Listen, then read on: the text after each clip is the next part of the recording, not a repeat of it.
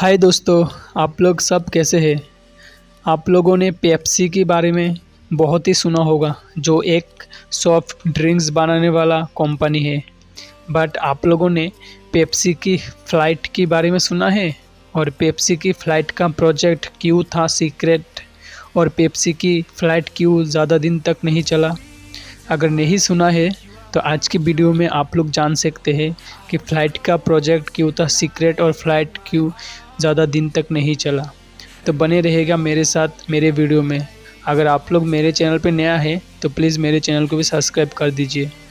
तो चलिए देर ना करके आज का वीडियो स्टार्ट करते हैं। 90 की दशक की सबसे बड़ा मार्केटिंग प्रोजेक्ट जो था प्रोजेक्ट ब्लू। पेंट जैसे साधारण चीज़ ने सुपरसोनिक एयरलाइन के लिए एक गंभीर तकनीकी समस्या पैदा कर दी थी।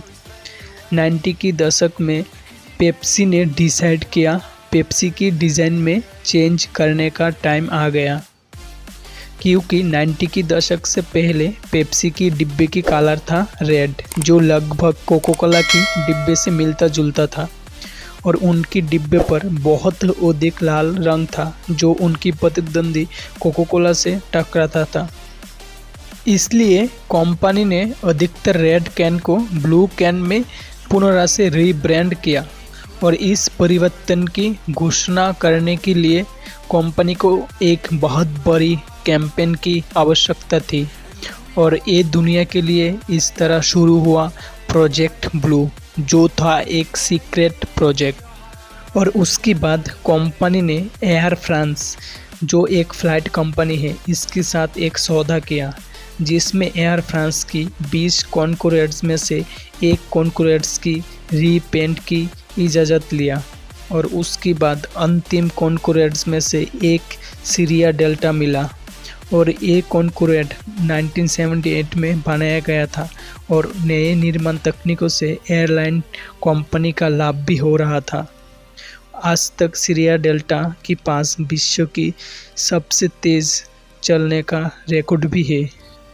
इसके बाद कंपनी की सक्षम लोगों की मदद से पेप्सी ने अपने बड़े आयोजन की तारीख तय की और काम पर लग गए।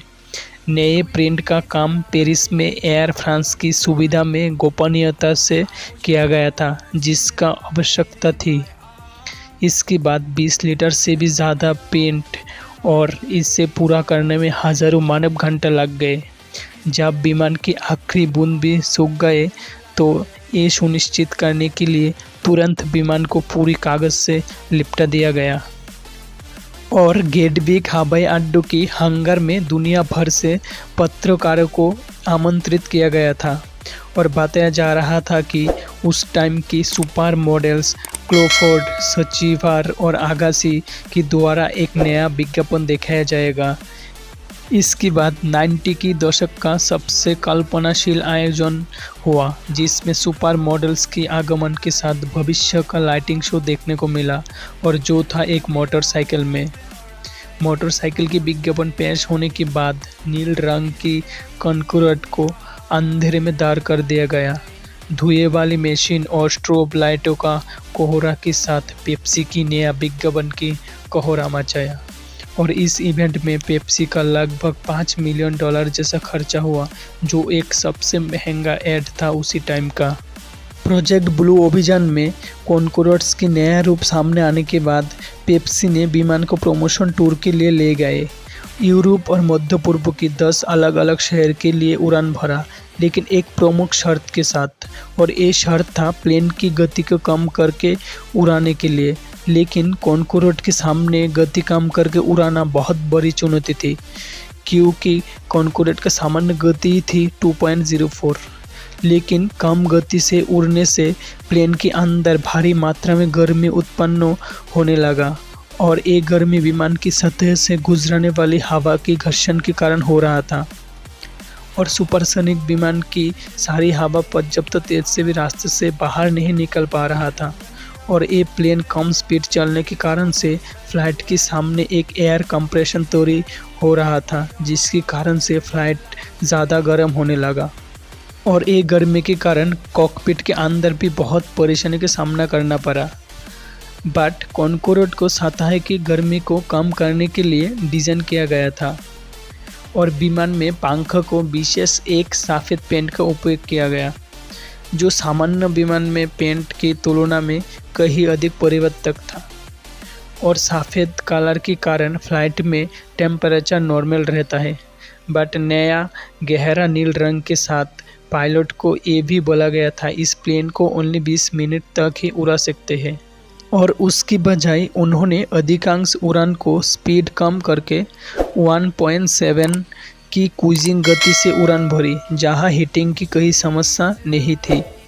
सीरिया डेल्टा ने अपने सामान्य सेवा पर लौटने से पहले 2 सप्ताह तक पेप्सी की लोगों के साथ उड़ान भरी और उसकी संक्षिप्त कार्यकाल के दौरान 10 शहर की दौरा किया और 14 सुपरसोनिक उड़ान भरी। विमान को पेप्सी के कलर में बदलने की प्रक्रिया से कंपनी का लगभग $1 मिलियन का नुकसान उठाना पड़ा और अनुमान है कि पूरी प्रोजेक्ट में ब्लूप्रिंट के लिए पेप्सी का बजट $500 मिलियन से भी अधिक था। 1996 की अंत तक कोक पेप्सी की तुलना में लगभग 50% अधिक लाभ कमा रहा था। जहाँ तक सुपरसोनिक फ्लाइट में जाने से भी इतना तेज़ी नहीं आई कि वो दुनिया की सबसे लोकप्रिय कोला बन सके और इस तरह से पेप्सी फ्लाइट का भी अंत हो गया। तो आप लोगों को क्या लगता है, पेप्सी का ब्रांड का प्रमोशन के लिए इतना पैसा खर्चा करना सही था या नहीं? आप लोग कमेंट करके प्लीज़ बोलिए। और मेरा चैनल को अगर सब्सक्राइब नहीं किया है तो प्लीज़ सब्सक्राइब कर दीजिए और जो घंटे का बटन है उसको भी दबा दीजिए ऐसे ही वीडियो पाने के लिए। तो चलिए आज के लिए बाय, मिलते हैं अगला वीडियो में।